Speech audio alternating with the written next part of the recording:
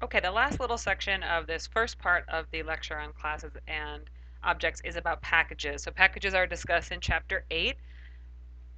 Here's an example of why you might use packages. So let's say that you had two classes that you wrote yourself or that someone wrote, and they're both called course. So one represented a college class, a course you would take. Instance variables might be the name of the course, the number of credits, whether it was eligible for undergrads.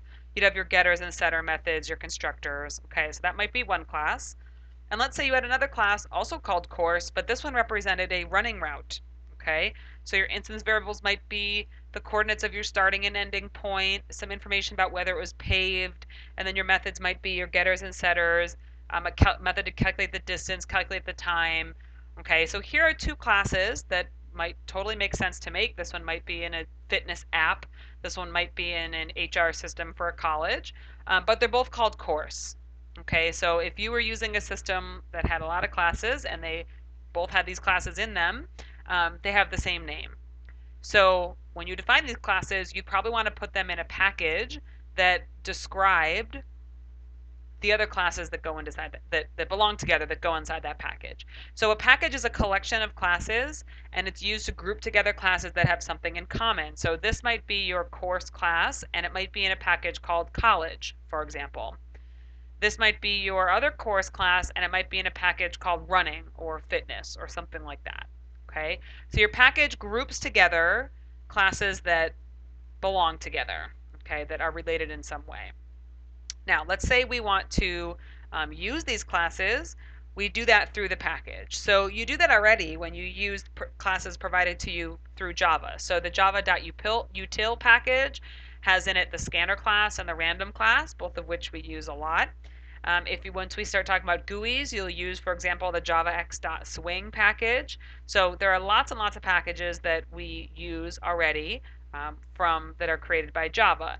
And to use those packages, we just have an import statement. So when we want to use the random class, we import java.util.random or java.util.scanner. And that imports that class and allows us to use it. So it basically tells the compiler where to find that class, and then we can use it within our code. So the same thing applies if you want to use a class that you've written. So you can import it. So if we were to import college.star, this would import all of the classes, so that's the .star means, from the college package. And then if we referred to course, we know that it's the course from the college class. Similarly, if we wanted to use the other course, the one about running, we could just import running.course or running.star, and that would allow us to use that class.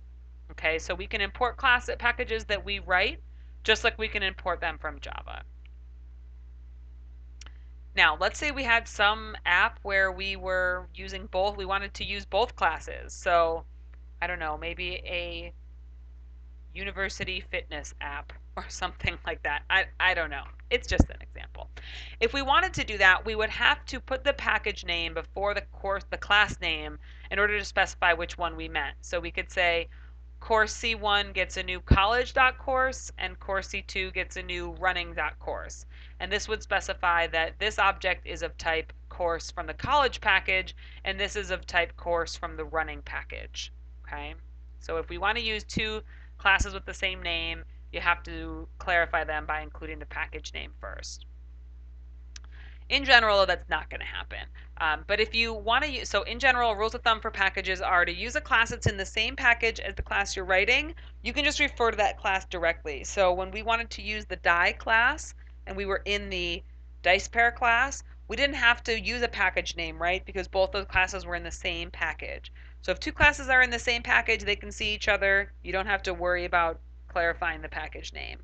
But if you want to use a class that's in a different package, there's kind of three options. The first option is refer to it by the full name. So college.course, for example, or java.util.scanner.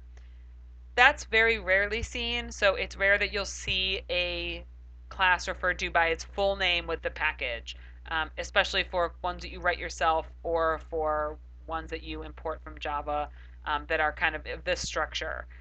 It's not as common to see that.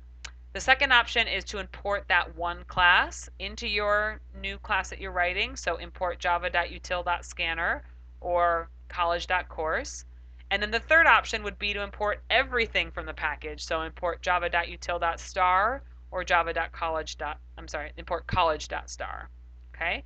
So if you want to use a class that's in some other package, these are your options. Either refer to it with a fully qualified name, import that single class, or import the entire package. And if you're using a class that's in that same package, you can just refer to the class directly. You don't have to import it or do any of these things. As a general rule of thumb, if you're going to use more than one class from a package, oftentimes you'll see the entire package imported. So if we're going to use both the JButton and the JTextField class, we would probably just import the whole Java X.Swing package. If we're going to use random and scanner, I would probably just import the whole java.util package.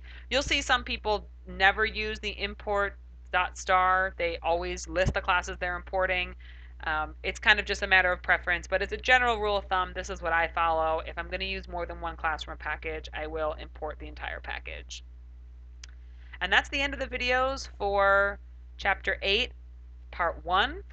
Part 2 will deal with static and this and overloading constructors and a couple other topics. So we'll pick that up next week. And eventually you are going to be responsible for everything in Chapter 8. So make sure you read that whole chapter, post questions to the discussion board, and I'll see you online.